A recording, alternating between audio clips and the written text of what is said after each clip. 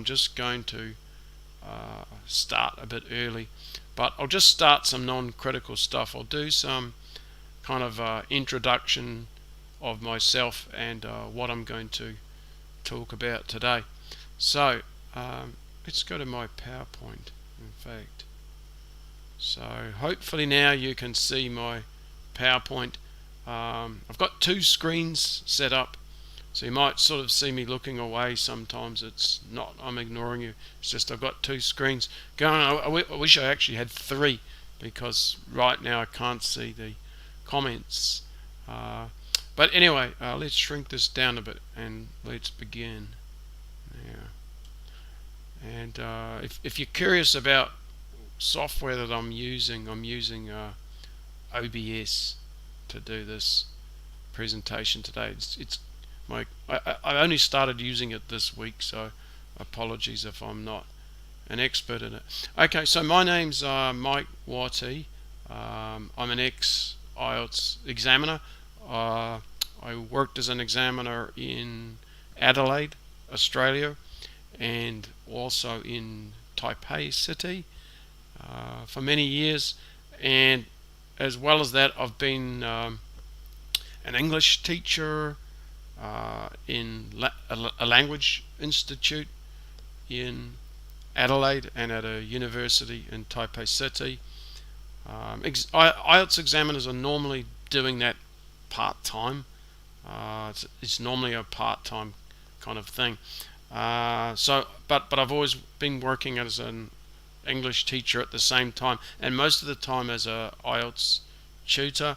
And then for the last few years I've been running a website called IELTSanswers.com, and I've been helping students with mock speaking tests and writing correction, and I've written an IELTS book which I'll show you about later for speaking. I've got books for all four skills, and I've just set up a speaking course, like a paid course, and then as well as the paid course, I'm going to try and kind of run a free course as well, because I know a lot of people don't have budget for paid courses. So I'm going to try and do both. I'm going to try and have free lessons to help people that don't have the budget, and then for someone who does have budget, who has money and wants maybe one-on-one help or small group help, I'm going to try and run those as well.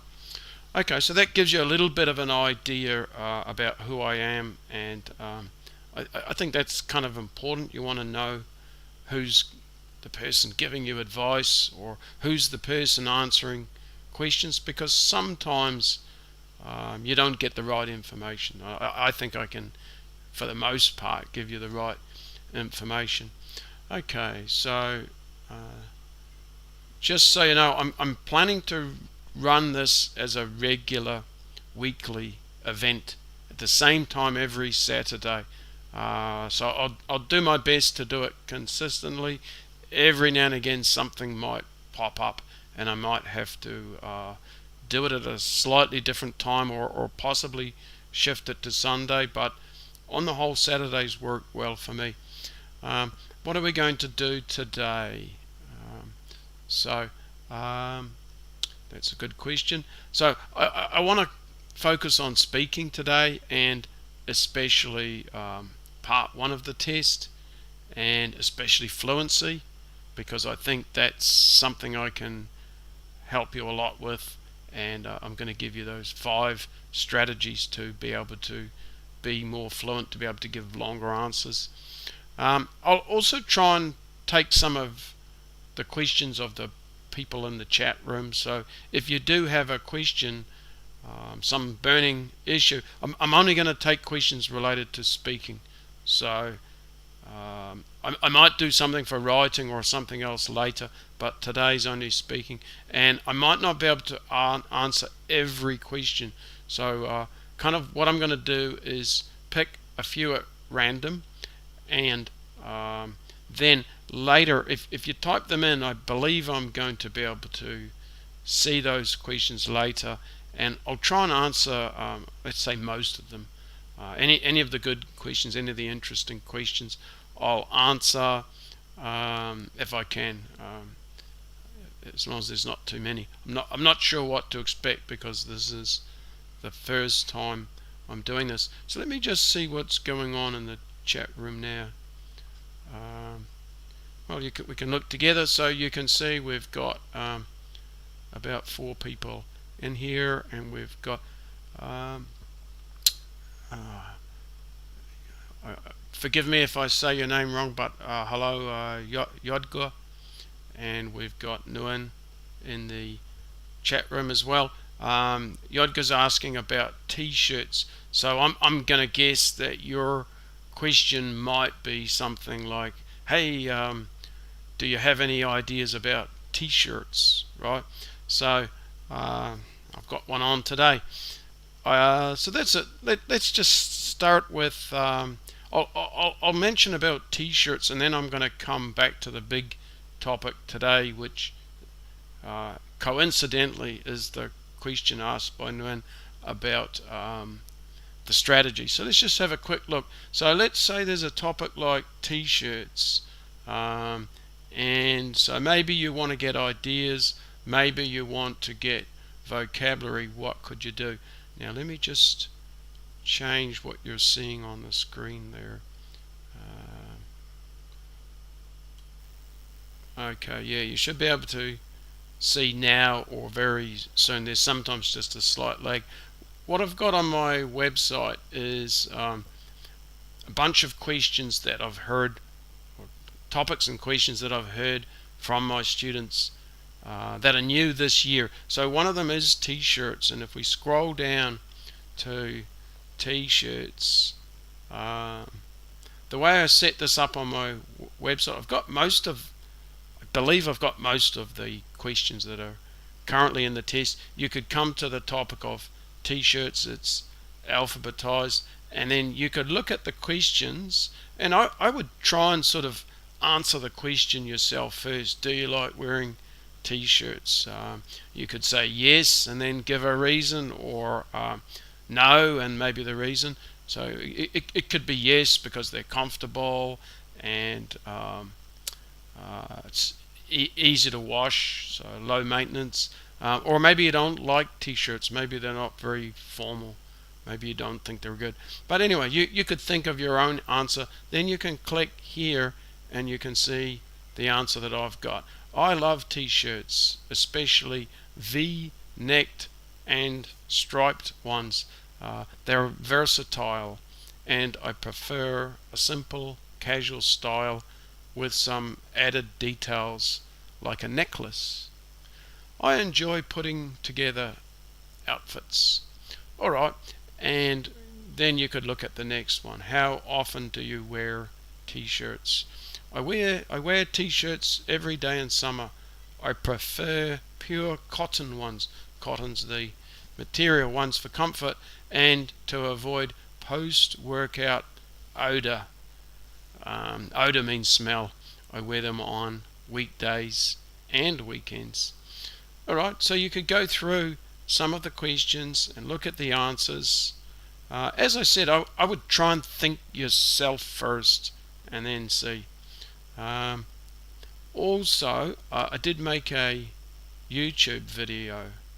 So if you prefer to hear those model answers, somewhere in my YouTube channel, if you look down, that'll have the red bar. Somewhere there's one. Oh, t-shirts, I made that one recently. Yeah, here it is here. So I've got a video about t-shirts, and you could watch that. You could hear the questions, you can hear the model answers, and at the end I've got some vocabulary, some extra details for that. So you could watch that, and I kind of imagine if I were a student, I might sit and watch some model answers like that and eat my cereal or something like that. Have a bowl of cereal and watch the video, get a cup of coffee. You might even do it sort of passively. You could be checking your email and at the same time, just instead of listening to music, have some background model answers, a kind of passive way to be learning. Okay, so let's get back to Nguyen's question, or really just the what we're going to focus on in today's lesson. So it's mostly about these speaking strategies, right? Let me just check the live streaming one more time. What I'll do is I'll just look over there every now and again to see if anybody's got questions, and if anybody has a problem, you could type it in there, like if you couldn't hear or something like that, you can type me a message. Okay, so I think let's get into the strategies a bit, and then when we've got more time later, I can come back to answering some questions. Probably most of you know the format for the speaking test. Don't want to say too much about that, but we've got 3 parts to it, right? And I'm going to focus on part 1 today. And you should also kind of be aware that there's 4 grading criteria that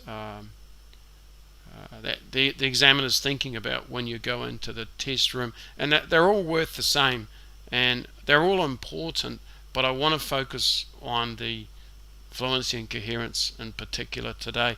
I might say some other stuff about vocabulary and grammar later. I'm not going to go deep into pronunciation, but if somebody has a question about that, just type that in, because I do have thoughts and resources for that. Okay, so showing talent. So it's interesting. I'm missing a slide, I think.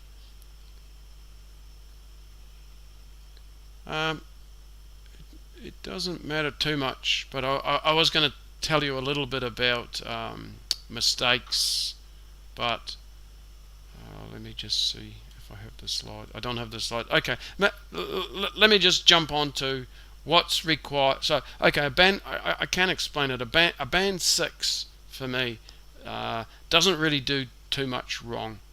In terms of the fluency, there may be some hesitations, but it's not interfering with communication. They're speaking at a reasonable speed. There may be some hesitations, there may be some need for self-corrections, but there's a reasonable flow. I'm not like constantly waiting for the next sentence. Vocabulary for a 6 is about being able to communicate and have vocabulary for basic situations and some more advanced technical situations, but some of the more advanced areas, maybe a bit of vocabulary is lacking now. Grammar, don't make too many mistakes, and it shouldn't be leading to confusion or misunderstanding, right? Shouldn't be too serious. Pronunciation, I should be able to understand you, just like with grammar. If mispronunciation is leading to me not being able to catch words to understand what you're talking about, then that's not a 6. A 6 has mistakes, but I can understand. Then getting to 7 requires a bit more. It requires showing some talent. So in terms of fluency, showing talent is being able to produce, to show me that you can give long answers, extended answers, that you can speak at a reasonable speed, and although there may be some hesitations, they'll normally be for to think about what you want to say rather than language. So there shouldn't be too many mid-sentence hesitations to find language. For pronunciation, some intonation and stress, features of a native speaker, good ways to show talent. And then for vocabulary, high-level language such as idiomatic expressions, early bird, night owl, work flat out. And for grammar, complex sentences. So complex doesn't mean complicated here. Complex sentences have a dependent and independent clause. All right. And these are what push your score up. Something like, if I'm tired, I take a nap. That's a complex sentence. If I'm tired, unfinished idea, dependent clause. Let me just get some water. Nguyen saying, fluency is a big problem. Could you give me more tips? Yes, that's exactly what I'm going to do. We're right getting very close to this part. It's building up. It's almost like a sales pitch. I'm teasing you and I'm about to get to the meat and the sandwich. So yeah, fluency and coherence. It's about, so these are the 4 indicators for fluency and coherence. The speed you speak at. So speaking at a good speed, it doesn't mean speaking really fast. So if you speak so fast like this, then the listener can't understand, then actually your fluency and coherence is starting to go down. So it's about an appropriate speed. It's not the case that fast is always better. I've had some students that I've had to tell you got to slow down. But on the whole, for most people, the speed's not enough, and you want to get higher speed, and the techniques, the strategies I'm going to show you are going to help with that. Length, the length of the answer. So earlier I said about 3 sentences for, on average, for part 1 would be great. Part 2, at least a minute and a half. 2 minutes would be ideal. The examiner will stop you on 2 minutes. Hesitations, better not to be voiced. So a voiced hesitation is like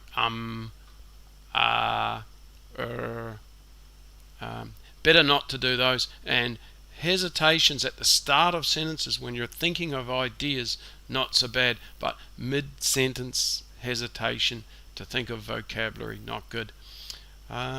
Self-correction is when you make a mistake. Yesterday I went to the supermarket. It's a mistake. It's negative for your fluency and coherence. That doesn't mean you shouldn't correct mistakes. My suggestion is correct yourself if you can do it quickly and smoothly, but try not to do it too often, or you won't be able to get to 7. I'm going to sort of target this lesson mostly at getting to band 7, and if you need 8, do the same thing, just do it a little bit better. The same techniques will work. So how can we increase our fluency?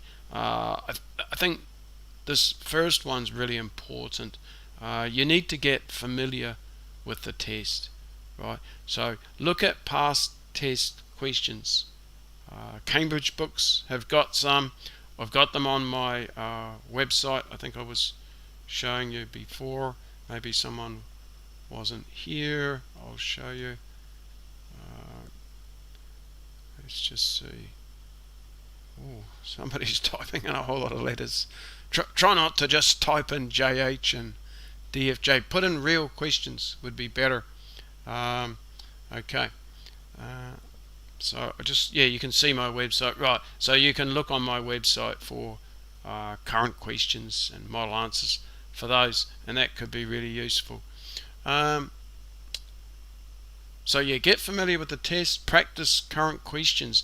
If you go to your test and you get some questions that you've already practiced, that you've already given answers, that's going to make it so much easier, right? Your fluency is going to go up. It's like when you rehearse a speech, right? The rehearsal's not usually as good as the final one on the big day. So the more you rehearse things, the better, and it will help with your familiarization. If, for instance, I'll sort of explain that a bit more. I think this is maybe a strategy. If you start looking at questions, you might start noticing some sort of patterns. There's a lot of questions about what you like, right, and how often you do things. See how often again, and when you were a child, and in the future, and do you prefer this one or this one? Sort of like here. Not exactly. Do you like t-shirts with pictures or prints? That's kind of compared to something fairly plain, right? Do you like pictures and prints, or do you prefer just a plain white t-shirt? Okay, so you can get used to the types of questions is very helpful. The strategies, we're going on to these now, I promise. And the other thing is practice different types of questions. That was that point that I was just talking about. Practice liking questions, disliking questions. When you were a child, how often in the future, and even build up some vocabulary. So I'm always teaching my students for part 1 vocabulary, you want to be able to rephrase like and dislike. So like, we've got keen on, fond of, big fan of. Dislike, can't stand, not my cup of tea. And some of these are idiomatic expressions. They're pushing your score up into the 7 and beyond. And you can memorize these phrases, that you could use them in every single test. Whereas you could memorize a whole lot of language to do with t-shirts, like V-neck we had before, and stripes, but you might not get the t-shirt topic. But I bet you get some questions about what you like, what you don't like in your test. Okay, for the strategies, we're going to use this question here about food. I've actually got a video on YouTube about this, and if you want to watch that later, you can. But I thought I would do it in a live format, and I'll explain it a little bit different than on the YouTube. So yeah, let's imagine the topic is about food, and especially what kind of food do you like. I was just talking about the like, and so you'll be able to learn some different strategies, and you'll be able to learn the most common question in part 1. There's more questions about what you like than anything else. There's about 25%. Most topics have a like question in them. So it's a really good idea to practice this type of question and build up the vocabulary. The keen on, fond of, big fan of, can't stand if you don't like something. You really want to build up this vocabulary and practice using it. And that vocabulary will be useful in part 1, but probably other parts of the test too. Part 2 question could be about something you like. Describe a place you like to go to relax. Or part 3, what kind of food do people in your country like? I missed that earlier. The difference between part 1 and 3, not only the length of the answer, but the type of answer. Part 1 is questions about you, maybe about your country. Part 3 is focused on questions about other people in general. Okay, so we've got our question, what kind of food do you like?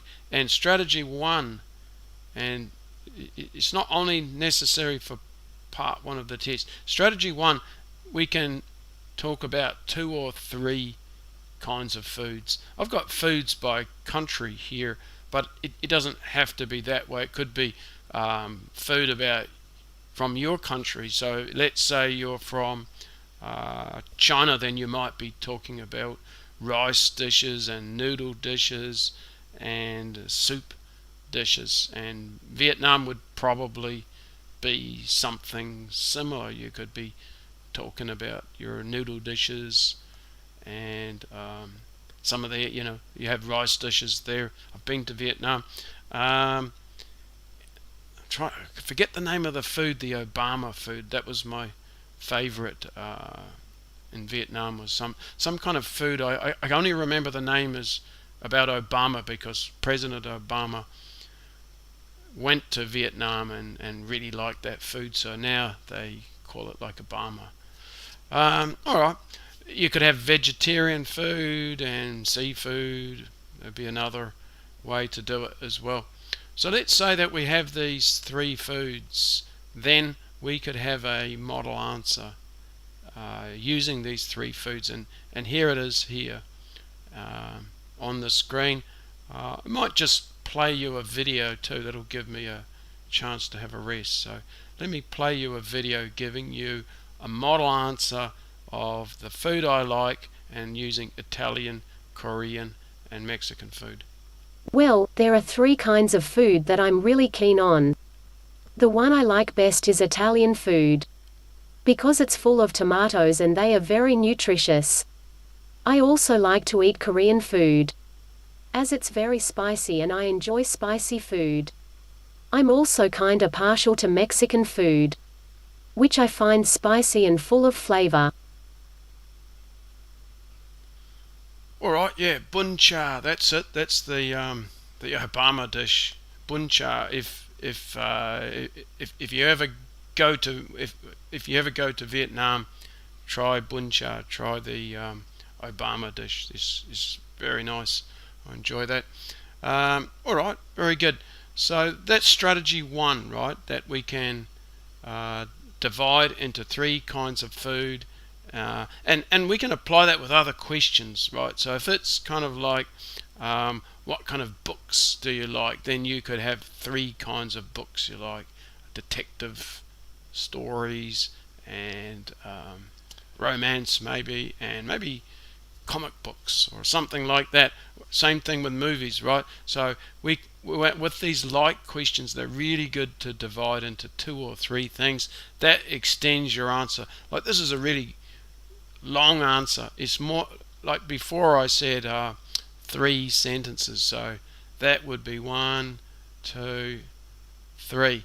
So it looks like I've got about 4 sentences in there, and a couple of them are quite long, right? So that's like longer than you need. And when I'm talking about 3 sentences, I mean on average. So if we have an answer of about 4 to 5 sentences, later we might get a difficult question, then we can just give a 1 sentence answer to that.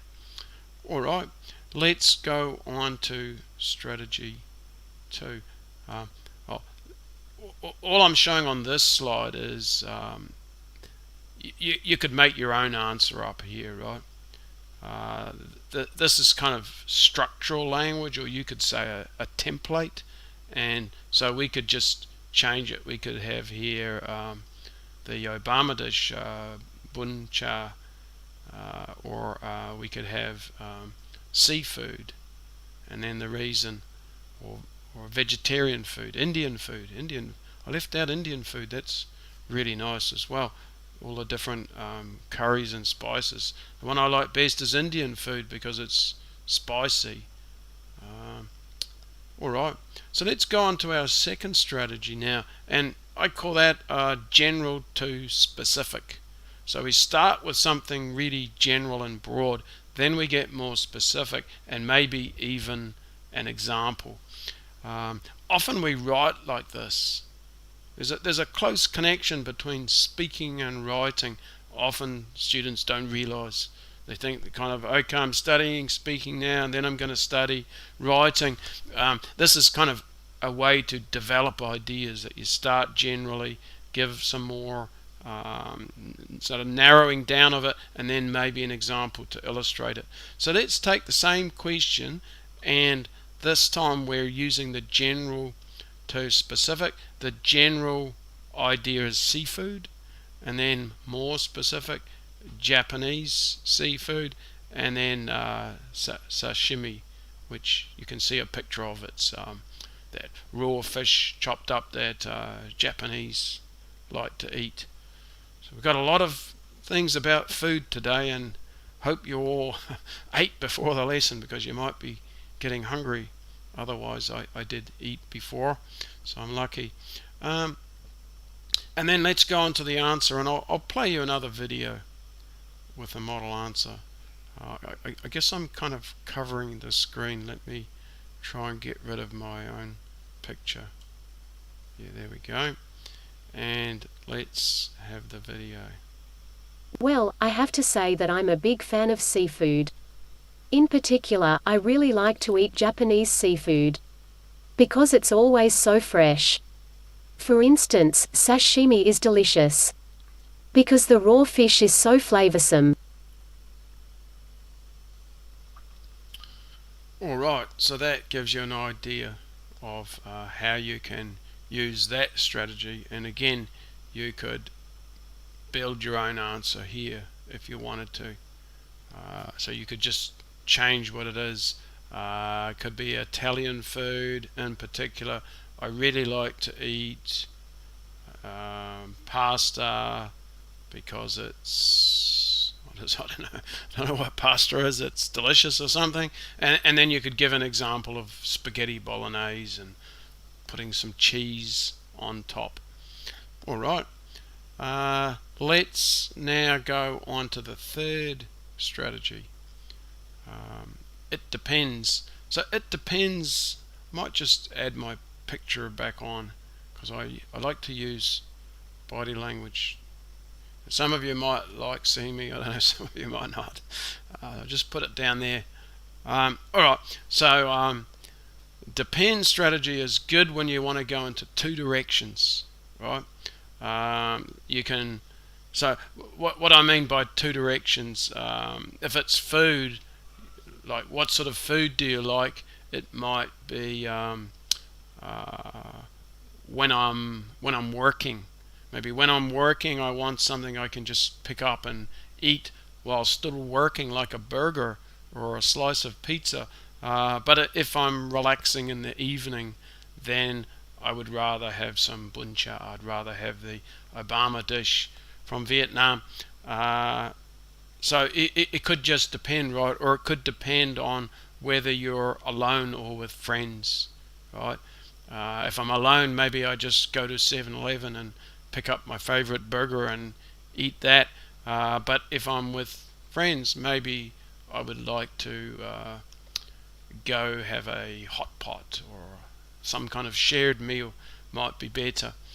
Okay, and let's see our model answer. And I'm not covering the text. Good.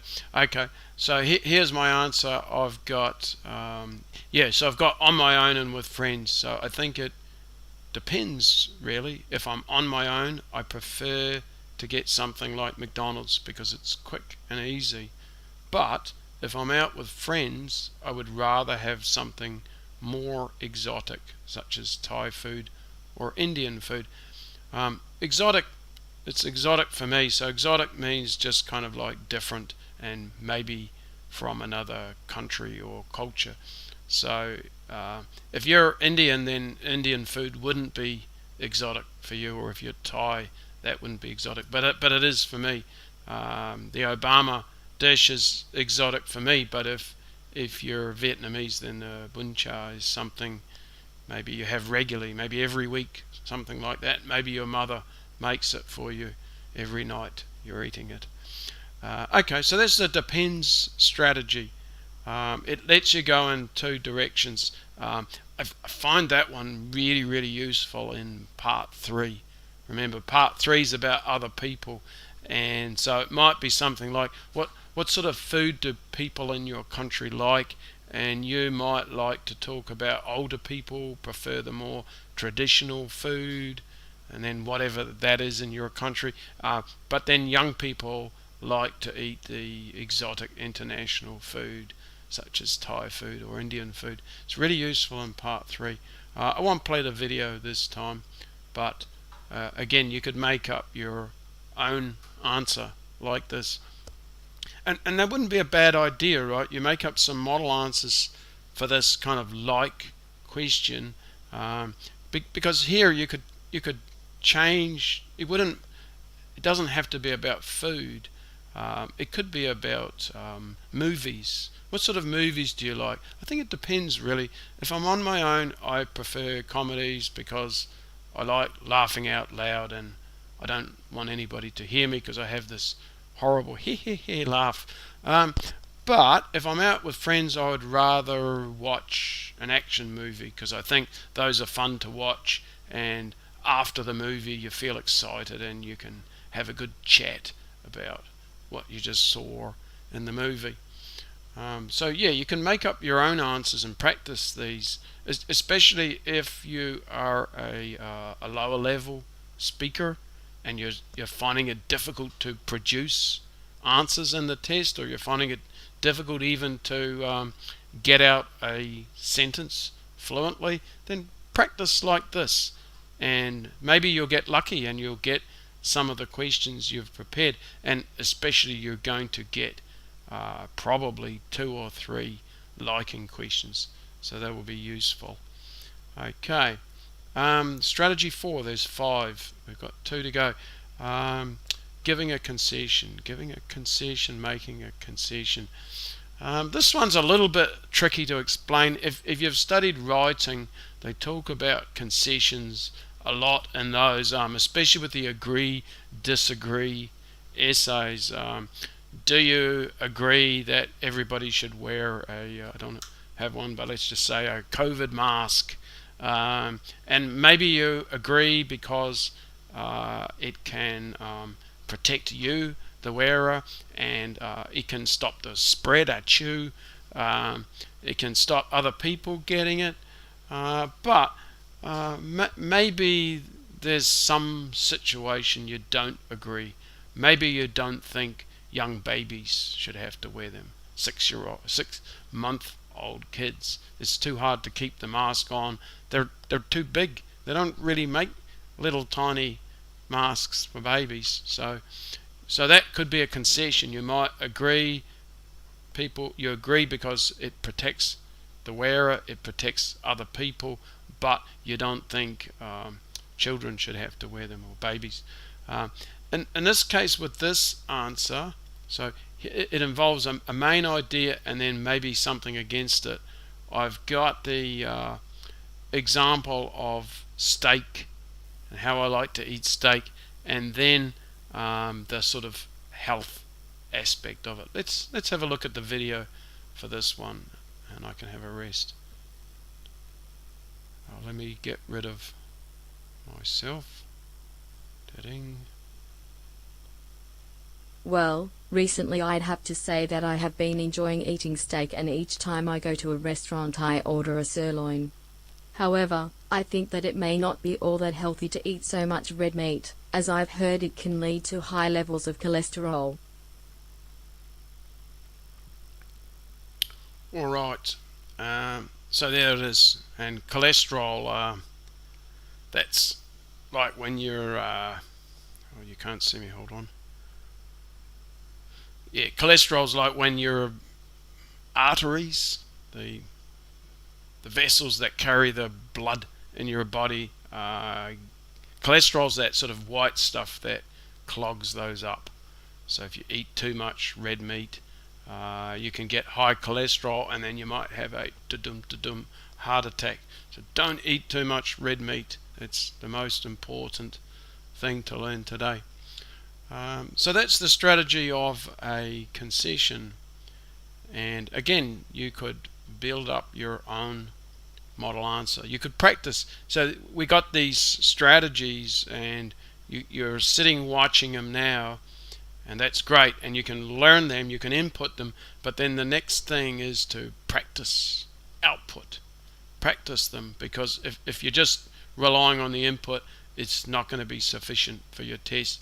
You want to internalize them, which kind of means they're in your brain and you understand them, and then you want to practice using them before your test so that you can use them effectively in your test. They can be quite powerful, not only for your fluency. You might sort of notice that it can also give your vocabulary a boost sometimes, because we could be upscaling some of our language, like instead of like, we've got big fan of, perhaps. Alright, 1 to go. Avoiding strategy. So I think this one's useful when you get a question and you just can't think of the answer straight away. It could be a very easy question. Sometimes the easiest ones, or what appears to be a really easy question, might actually be quite difficult. For example, there used to be a question in the test about what is your favorite color. Right, so the topic's colors. What's your favorite color? This should be easy, right? But how do you give 3 sentences? So sometimes it's, so you might say, well, I really like blue. But then how do you explain why you like blue? That's harder, right? So, or maybe even you don't know. Some some people don't have a favorite color. So if you didn't have a favorite color, that's an issue, and then even you do, it could be hard to give an answer. Or another example, there used to be a topic of birds. So I'd say to the candidates, now let's talk about birds. Do you like birds? And a lot of the candidates would look at me with a puzzled look on their face, and I could kind of read their body language. Their body language was, why are you asking me this ridiculous question? And a lot of people were like, well, yeah, I suppose so. It's not like an everyday question, right? You don't meet your friends at Starbucks and have a coffee and say, hey, do you like birds? Well, not the feathered kind anyway. It's an unusual question. So in this case, you need a strategy to deal with this. You don't want to sit there saying nothing. The examiner looking at you, wondering, are you going to say anything? So we want to kind of produce language. We want to say something, but we want to buy some time, really. We want to say something while we're thinking of our answer. So it involves not directly answering the question at first. So saying something, producing some sort of language, like maybe, gosh, that's a tricky question. I haven't really thought about that before. And then hopefully while we're saying that, we think of the real answer. So let's have a look at what I've got. You hear this, so you can see it. Let's watch the video. I know you're enjoying these videos so much. Maybe. How do I play that? To be honest, I'm keen on many types of food, but I guess that if I had to choose one, then I'd go for something like pizza. You know, I just love all the cheese and tomato sauce.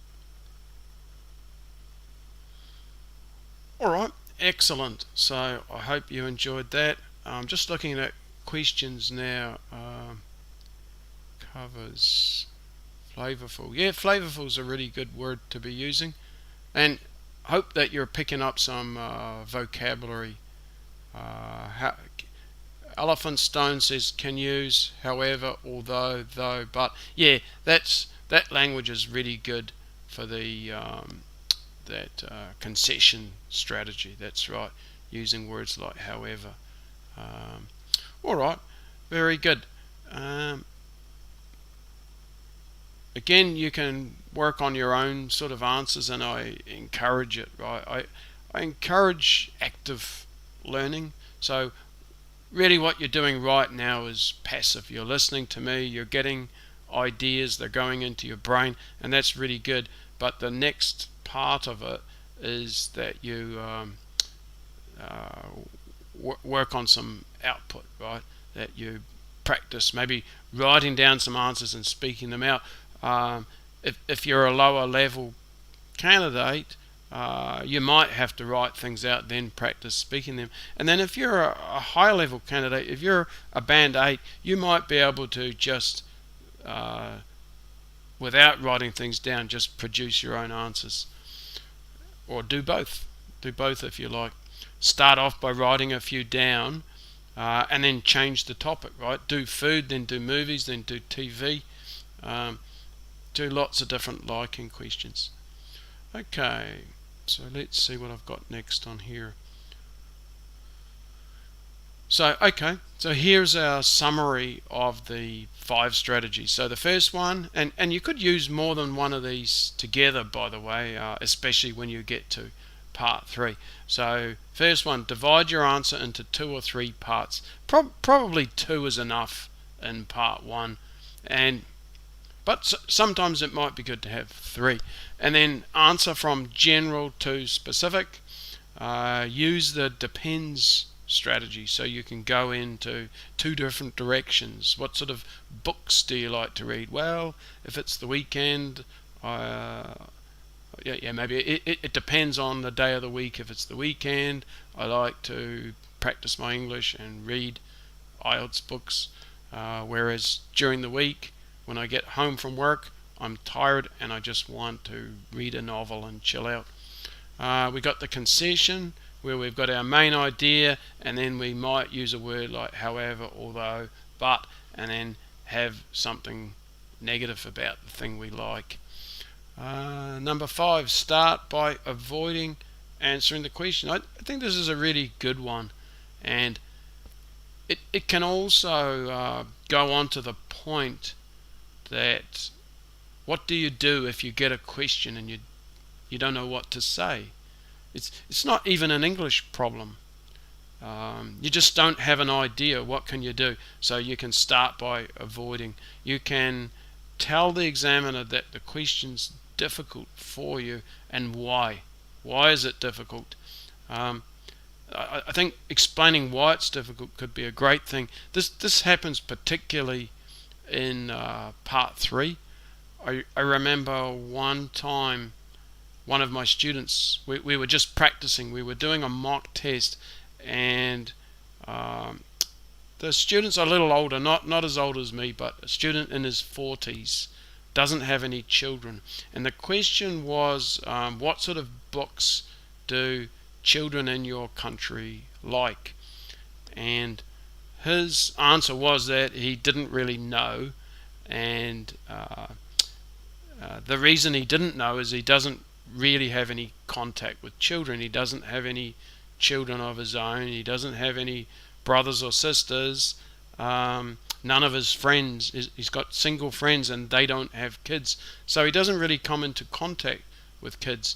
So his answer to the question of what do children like to read is that he doesn't know, but it doesn't end there. That would be too short an answer. I don't know.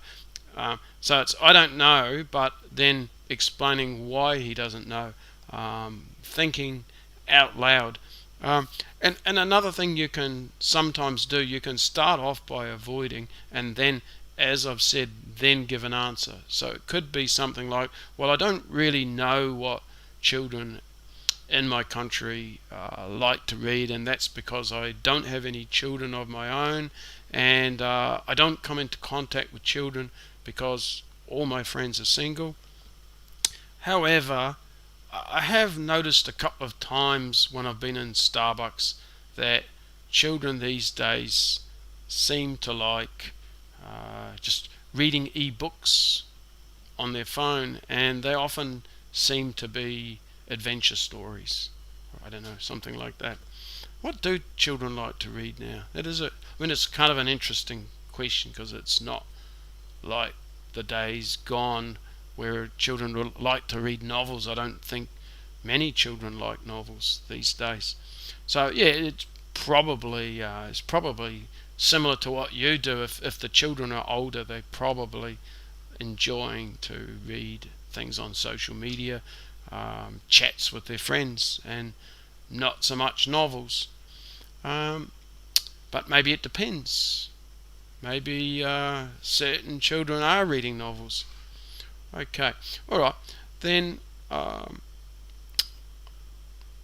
might do some questions now. I'm thinking I do have some other things I can talk about in this slide, but what I want to do now, if I'll have a look at the stream and just see if anybody's, so now would be a good time to ask me questions. If anyone's got a question, type it in now, and I will try to answer those. Alright, Elephant Stone was mentioning my books. Thank you for that. That's really good. What I might do, please type in some questions and I'm going to answer those, and while I'm waiting for you to do that, I'm going to do some self-promotion, kind of like a commercial break almost. Let me just tell you some resources that I've got to help you with speaking. So I think this is probably the most useful page on my entire website for speaking, because it has current questions and some model answers, and even some vocabulary sometimes. I'm still putting I actually have, like in my YouTube videos similar to this, I've got the vocabulary in there. I've only got it for certain topics, and here I need time to put it in there. I've got part 2 questions too. I haven't talked much about part 2 today. I'll just tell you something really quickly that's important. I organise them thematically here under people, places, things, activities and experiences. And the reason why I do that is the first thing I would suggest you do is look down all these questions and see some of them could be the same person, right? So if you think about your neighbour, maybe he likes to dress fashionably, maybe in a brand new suit or something like that, or maybe your neighbour also likes to grow plants. Maybe your neighbour's from a different culture.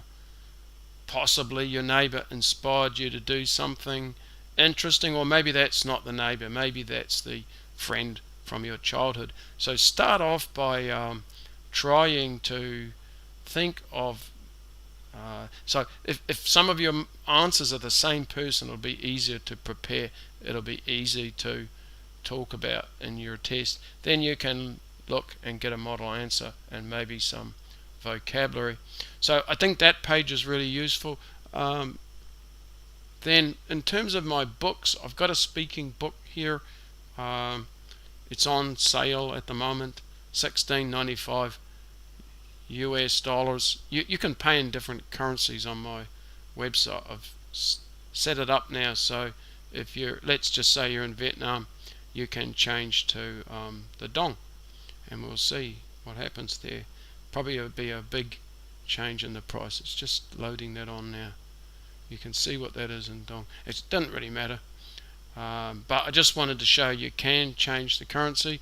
I've got a speaking course that I've just started off, and I'll put links to all of these things in the description. I'm not going to go into a lot of detail, but if you're interested in a course, this is kind of like a professional course that I've made. I've got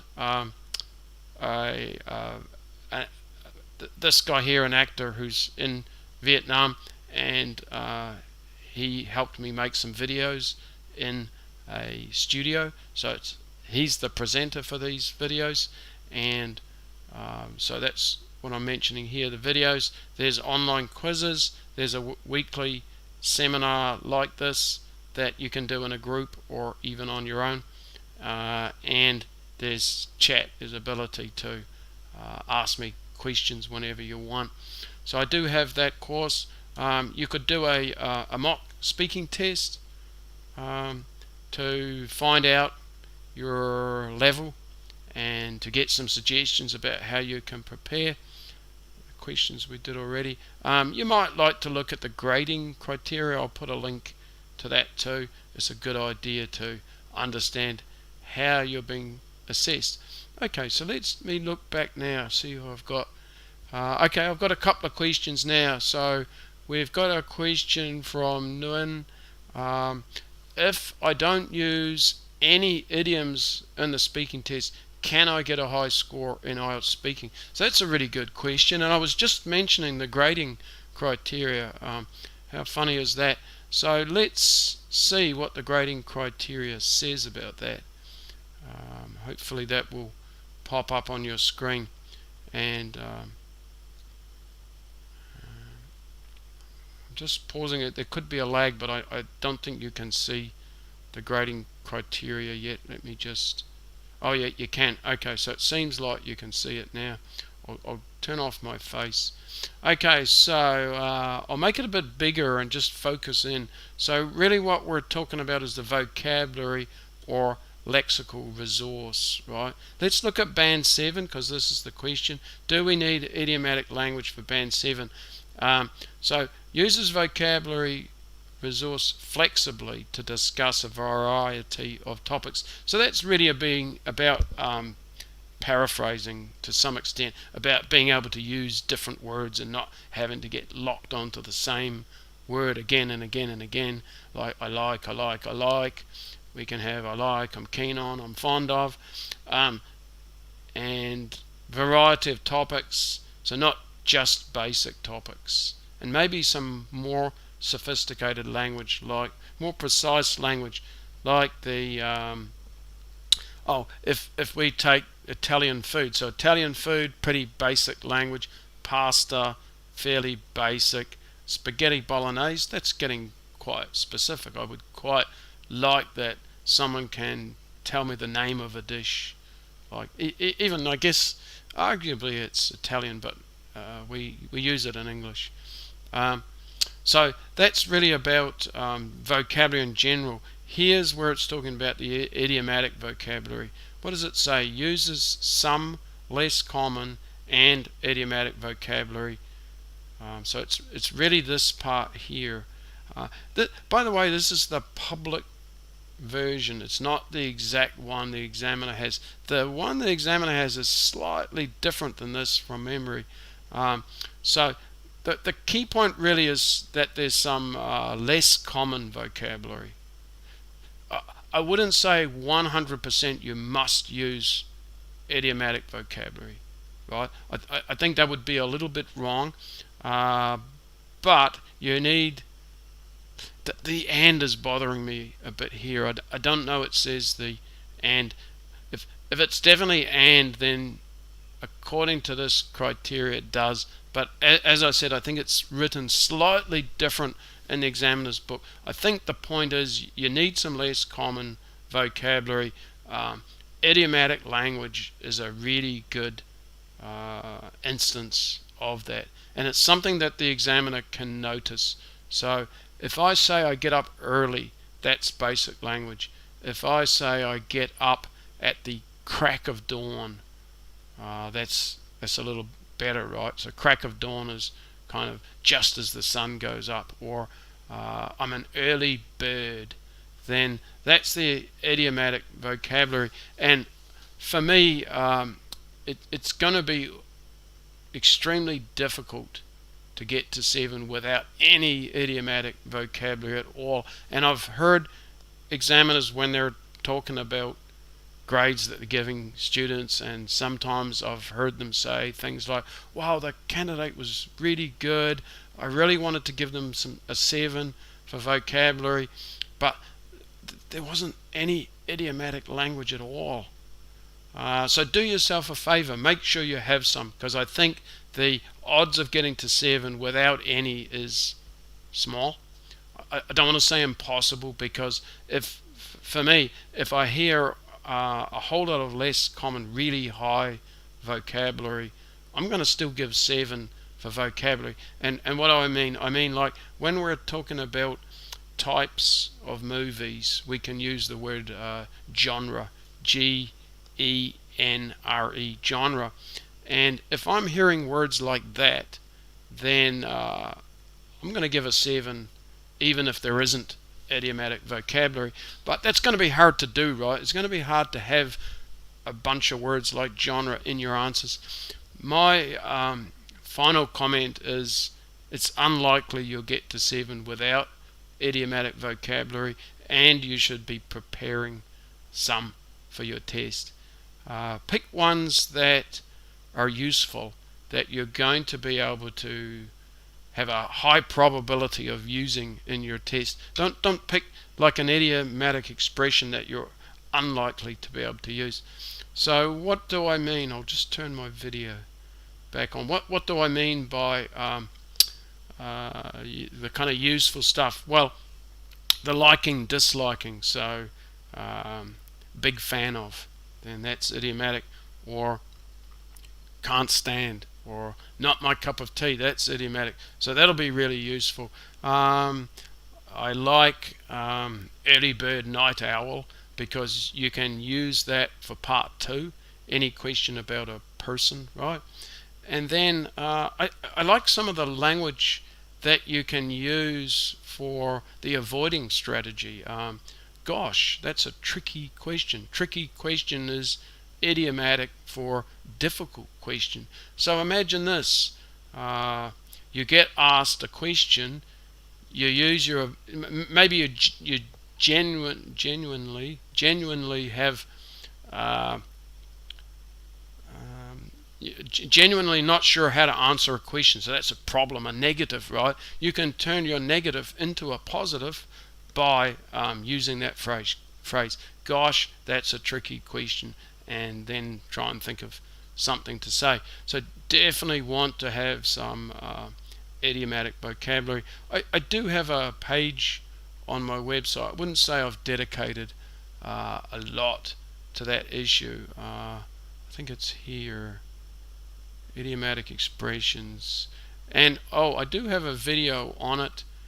And then I really encourage you to think about vocabulary like that you would use for yourself, right? So just go through some topics and think yourself, what idiomatic language do I know that I could use for that topic? If you're going to describe your best friend, what idiomatic language could you use? Is she often sad? Maybe she's often blue, right? Blue means sad. So for me, vocabulary, it's better if it comes from within you.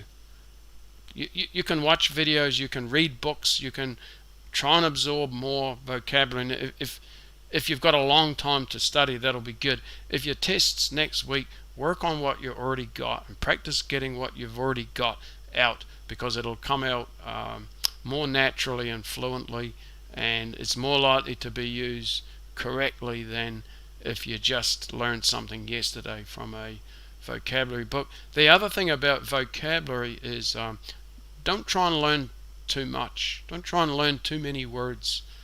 Just narrow vocabulary is all you need. Alright, I might look for another question now. Okay. Could you share me the sample of corrected and feedback IELTS speaking? I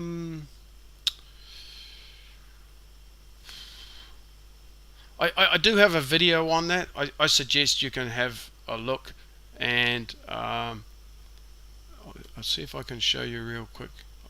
I've been churning out a whole lot of videos recently.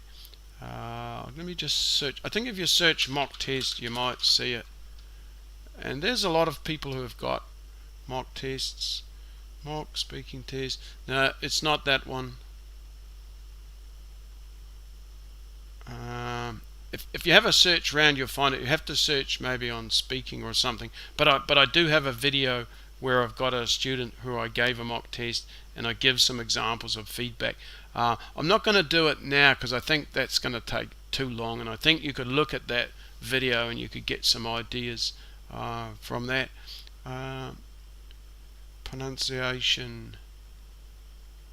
Yeah, okay, so this is quite a good question about the pronunciation and the grading criteria. Let's go over there. I kind of gave you a whole lot of ideas about the features of fluency. Let's look at the what's that grade? Band 6. Okay, let's look at band 6. But by the way, if you do look at these grading criteria, you have to fulfill all of this to be a band 6. If you don't fulfill all of this, then you'll go down. Okay, so by the way, the person who's asking me is Vietnamese, so I might just relate this a little bit to Vietnamese, this answer. So uses a range of pronunciation features with mixed control. So the pronunciation features are things like the intonation, stress, rhythm when speaking. So you have to have some. If you speak like a robot, you will not get 6. So you've got to have a little bit of intonation in there. It may not always be correct. There needs to be some rhythm, at least at times, which is what it's talking about here. It might not be sustained. You might not always be speaking as naturally as a native speaker, but you can do it sometimes, and you can use some intonation and some rhythm. So that's what that top part's about, and I think that those things are particularly important for getting to band 7 and above, especially if you look at 8, and it mentions some stuff there about it. Then The other thing, and this is going to be really important for Vietnamese speakers, but not only Vietnamese speakers. Vietnamese language for me is like quite different to English. It's not like, say, English and French. You know, it's a different family of languages. I guess it's sort of the Asian family of languages, and so there's going to be a fair struggle of to pronounce words in English, right? So if you're from an Asian country, it's going to be harder than if you're from a European country to pronounce English in the way that an English person will understand even.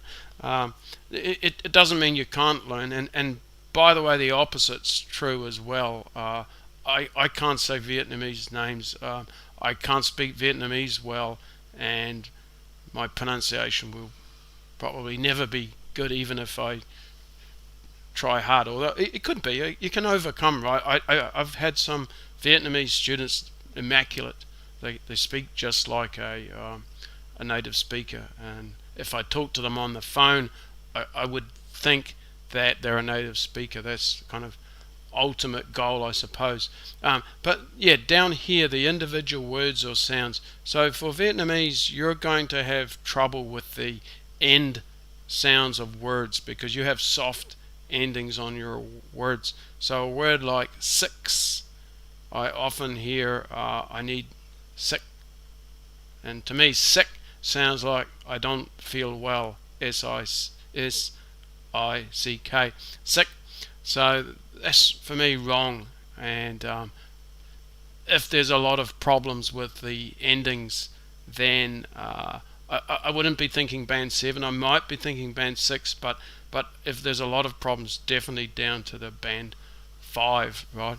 So maybe I can actually answer this question a little bit better. What are the, let's say, what are the indicators that what am I paying attention to when I'm thinking about fluency, when I'm giving a real test or a mock test? I'm thinking about the sounds.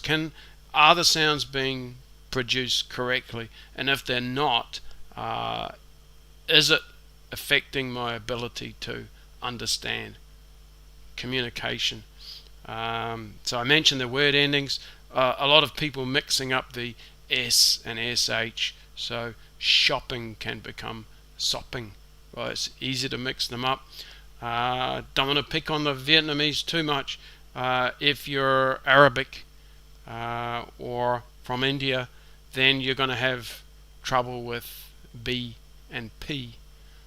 From what I understand, you don't have those two sounds, so it's difficult to hear them in English. What else? People from Hong Kong, maybe the W's.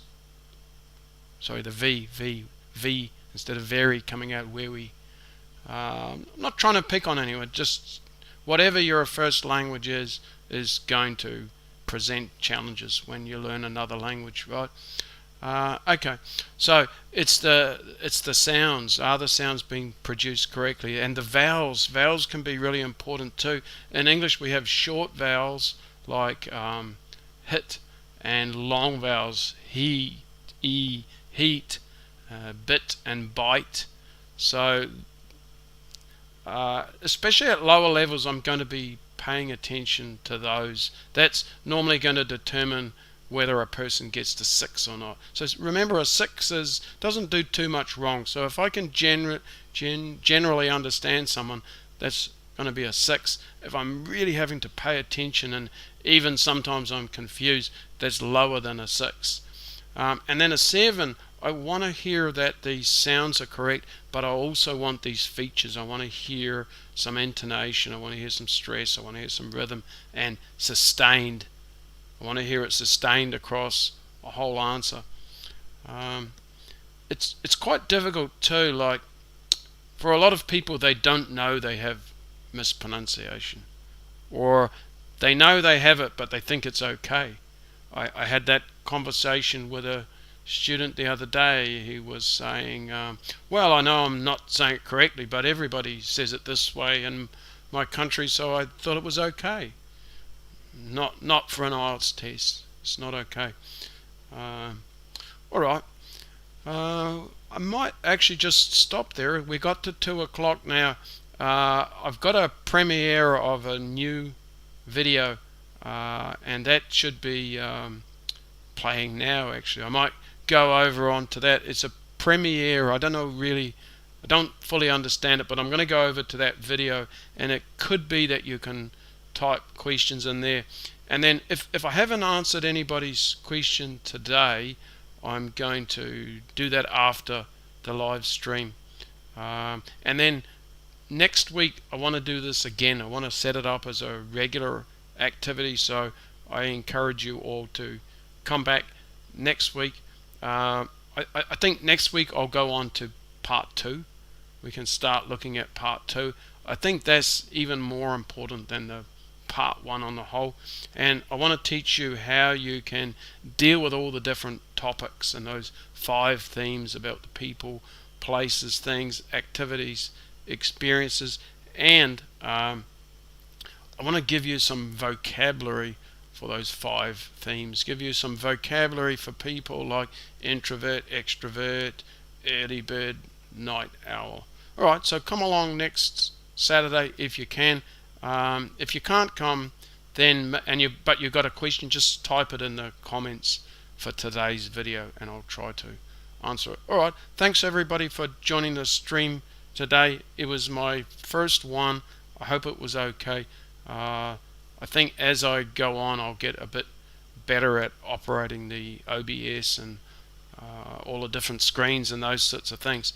Okay, so thanks a lot for coming along today, and I will see you next week.